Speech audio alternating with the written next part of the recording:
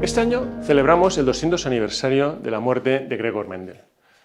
¿Quién era Gregor Mendel? Gregor Mendel fue un monje que dio a conocer sus 3 leyes, que me imagino que todo el mundo se las sabrá. Esto lo comento básicamente porque las 3 leyes de Mendel dan razón a nuestra empresa. Nosotros nos dedicamos a hacer selección de semillas y nos debemos a esas leyes de Mendel. Pero nuestro propósito como empresa es crear riqueza sostenible en toda la cadena agroalimentaria a través precisamente de la semilla y gracias a unos equipos realizados y motivados. En otras palabras, nosotros no vendemos semillas, por ejemplo, de habas o de tomates, sino que lo que hacemos es vender una semilla con la cual se va a hacer una harina que luego va a poder dar, por ejemplo, esa proteína la proteína de esa harina, una hamburguesa vegana, o esa semilla va a generar un tomate de unas características determinadas que llegará al consumidor final con una marca, por ejemplo, Monterrosa. ¿Cómo somos nosotros? Nosotros somos una empresa que tiene 2 características muy fundamentales, que nos hace, yo diría, especiales en este sentido, ¿no? Una es que somos una empresa muy internacional. Nosotros tenemos gente de muchas culturas, muchas religiones, muchas maneras de ver la vida, ¿no? Que iríamos geográficamente desde Chile a la India, pasando pues, por España, por México, por Turquía, etc.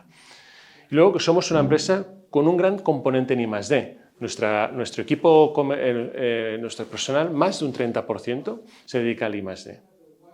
Pero en ese I+D existen 2 tipos de personas. Gente altamente cualificada, con un nivel de formación muy alto, doctores, gente con un nivel de formación muy alto, y gente a su vez que tiene que hacer trabajos muy laboriosos de campo, con un nivel de formación muy bajo. Esa particularidad, digamos, estas 800 personas que trabajan en la empresa, pues tienen todas esas particularidades. Ser internacional, gente con un nivel de conocimientos o de educación muy alto y gente con un nivel de educación muy básica. A su vez, nosotros nos hemos organizado con un consejo de administración que luego tiene un comité de dirección que sigue el día a día de la empresa. Ese comité de dirección, que está formado por representantes de la dirección de negocios, representantes de la dirección de I+D y representantes de lo que nosotros llamamos corporate, se reúnen en ese comité de dirección, pero no existe un CEO. Y eso también nos da o director general, nos da unas características de gobierno y de gestión muy particulares. ¿Qué hicimos nosotros? Nosotros decidimos querer tener un propósito y en el año 2011 empezamos a trabajar de una forma relativamente inclusiva, jugando con gente,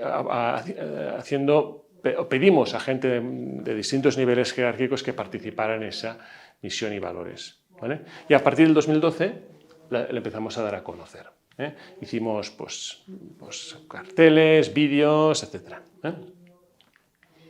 ¿Qué conseguimos? Yo diría que conseguimos básicamente 2 cosas. Ya desde aquel entonces tuvimos un relato. Y para nosotros eso fue muy importante porque dejamos de vender semilla para aportar soluciones de alto rendimiento. Dejamos de contratar gente para generar equipos que trabajan de forma conjunta, con libertad, para desarrollar profesionalmente a la gente. Empezamos a tener un relato. Y eso también generó un sentido de pertenencia. O sea, gente que estaban desconectadas cultural, física, geográficamente, digamos, empezaron a tener la idea de que estábamos en un proyecto común. Y esto dio esa sensación de pertenencia. Pero también hubo ciertas limitaciones. Una, quizá de forma muy honesta, fue una falta de autenticidad. En ese comité de dirección, al no haber una dirección general, cada uno pues, interpretaba, reinterpretaba o le daba el valor que le daba a esos propósitos y a esos valores. Y percolaba de formas muy diferentes en las distintas áreas de la empresa. Y quizá también por culpa de eso, o gracias a eso, no sé si era causa o efecto, no conseguimos nunca tener una visión clara de dónde queríamos ir.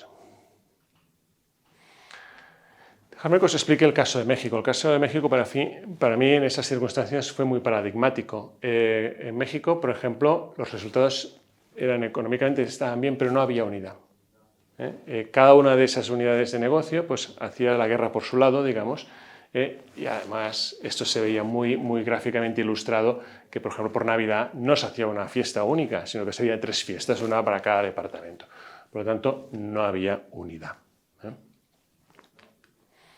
¿Qué hicimos a partir de entonces? Mira, en el 2021, el año pasado, desde el Consejo de Administración decidimos, oye, hay que corregir esa falta de unidad.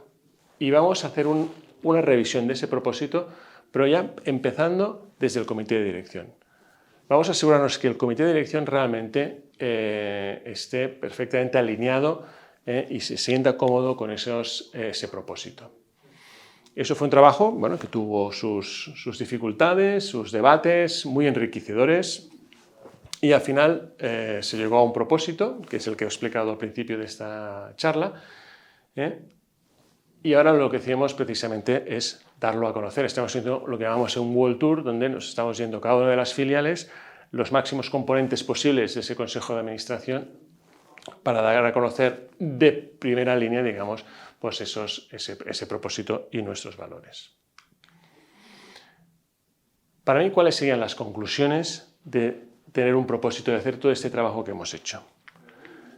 El primero es tener muy claro que una frase bonita no es un propósito. Si realmente no es propósito, esa frase bonita, igual que un libro, irá acumulando polvo ahí donde esté. Si realmente tenemos un propósito, ese propósito aúna. Y si hay propósito, pues habrá esa unidad. Iremos todos a la una. También es muy importante generar esa visión. Esa visión te ayuda a concretar. He puesto esta imagen porque para mí es muy fácil explicar que el propósito de un piloto, puede ser, o dos pilotos en un avión, puede ser muy claro, transportar a la gente de un sitio al otro. Pero como no tengan claro qué visión, al final no sabrán a qué destino hay que ir, si hay que ir a París, a Londres o a Roma. Pero lo bueno es tener unas métricas, saber a qué hora vamos a salir, a qué hora vamos a llegar. Esto concretiza mucho, y hay que intentar tener no solo ese propósito, sino también esa visión. Y por último, esos valores que ayudan a fijar la manera de ser, lo que nosotros llamamos el Fito Way, cómo hacemos las cosas en Fito.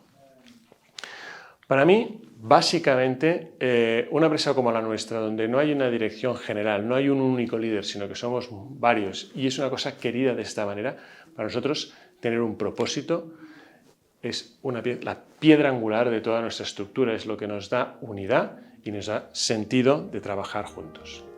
Muchas gracias.